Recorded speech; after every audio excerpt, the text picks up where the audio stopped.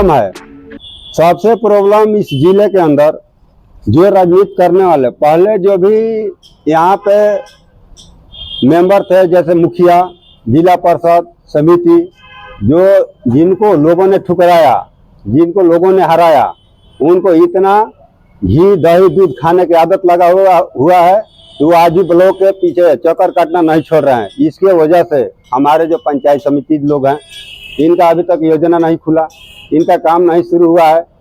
पंचायत समिति है, इनका कोई यहाँ पे रोक डालने के लिए कहीं रूम में बैठ के कोई अधिकारी के पास, क्योंकि इनका तो पहले से गठबंधन है। यहाँ पे पहले 5 साल यहाँ पे शासन प्रशासन चलाए हुए हैं। ये नए नए व्यक्ति जीत कर आए हैं, अभी तक इनका काम शुरू नहीं हुआ। इनसे कमीशन लेना चाहते, ये सोचते इनका काम है हम अपना ऊपर से पैसा कमाए, तो उनके ऊपर भी मैं अपना जिला प्रशासन, इसके लिए जिला प्रशासन, डीडीसी, बीडीओ साहब और डीएम साहब, एसडीओ साहब, ये जो जितने हारे हुए प्रत्याशी ब्लॉक को या डीएम ऑफिस को या डीडीसी ऑफिस को, कार्यालय को चक्कर लगा रहे हैं, तो इनके ऊपर उनको निगरानी रखना चाहिए, उनसे बात करना चाहिए कि आप अभी चक्कर क्यों लगा रहे हैं, यदि लगा रहे हैं तो इसके ऊपर निगरानी और ध्यान देना चाहिए, नहीं तो ये मामला किसी दिन आगे की ओर बढ़ सकता है। पूरे सब तमाम जितने भी पंचायत के प्रतिनिधि जो जिला परिषद थे, समिति थे, मुखिया थे या वार्ड सदस्य, वो हार चुके हैं। तो क्या वो हारे हैं? उनके जनता नहीं है, उनको भी लोग, हमको भी वोट दिया है, लोग हमको भी जनता वोट दिया है, उनका भी कार्य है, उनका भी काम कराना है। प्रखंड में जब पंचायत के प्रतिनिधि फेल कर जाएंगे, चुने हुए प्रतिनिधि जब फेल कर जाएंगे, तो हारे हुए प्रतिनिधि काम कराएंगे। ब्लॉक तो किसी का है नहीं, न मेरा है न उनका है, ये सरकारी कार्यालय है।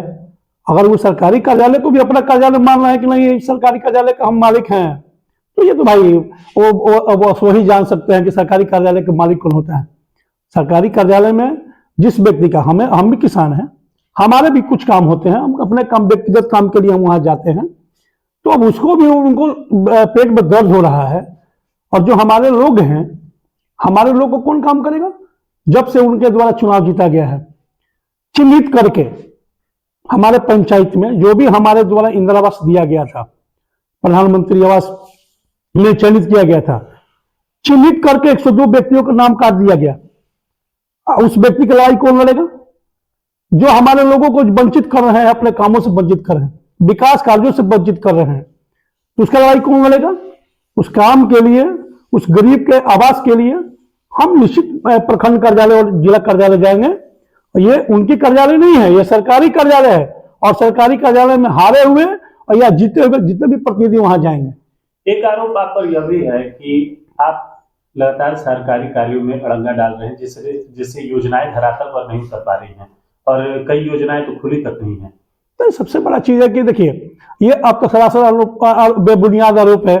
पंचायत में पैसा आता है और उसके अध्यक्ष मुखिया जी होते हैं। अब आपको योजना खोलना आपका काम है, काम कराना आपका काम है।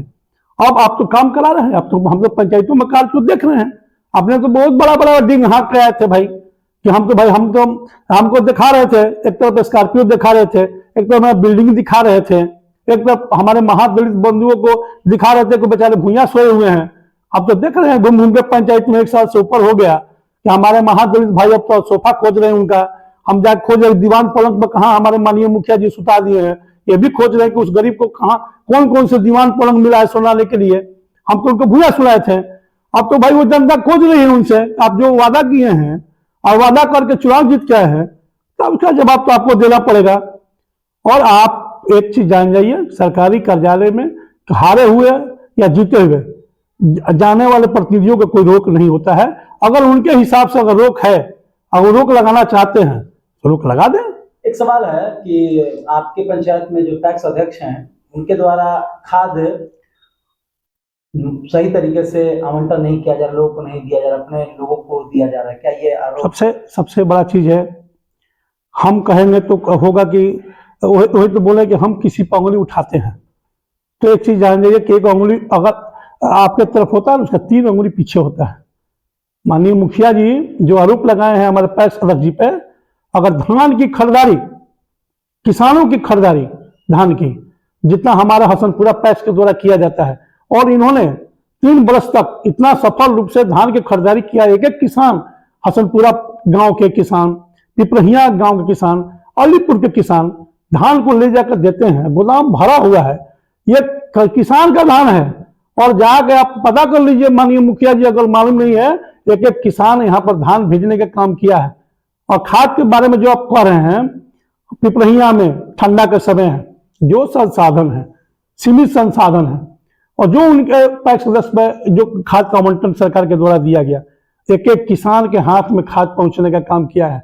आपके मन में मानसिकता को कोई निकाल नहीं सकता है कि आप ही डिवाइड करके रखे हुए हैं, घर को डिवाइड करके, परिवार को डिवाइड करके, भाई को डिवाइड करके। ये आपका काम है, ये हमारा है, ये अंकर है, ये आप कर सकते हैं। जो भी किसान हमारे पैक्स सदस्य के पास पहुंचे हैं, उस सारे किसान को मतलब आपका खाद का वितरण हुआ है। 200 बोरा मिला, 100 बोरा पिपरहिया में वितरण हुआ, 100 बोरा हसनपुरा में आज वितरण हुआ है, और सारे किसान के हाथ में गया है। अब किसान बंधुओं कहाँ लेके जाना है, उसका जो दे तो भाई वो किसान है, लेकिन हम लोग किसान के पास खाद पहुंचाने का काम किया है। जो भी सीमित संसाधन है, यहाँ जहां पर सरकार फेल है, जहां पर जिला प्रशासन फेल है, वहां पर बिना हंगामा के हम लोगों ने खाद का वितरण हमारे पैक्स सदस्य के द्वारा किया गया है। यह मुखिया जी का भाई बच्चों का बयान है, और मुखिया जी के डिवाइड करने का काम है, डिवाइड करके रुके हुए हैं। ये हमारा वोटर है, उनका वोटर है, ये उनका फैसला करना, हम लोग ये नहीं करते। हमारा जितना भी हसनपुरा पंचायत की जनता है, आम आवाम है, सब लोग हमारे हैं।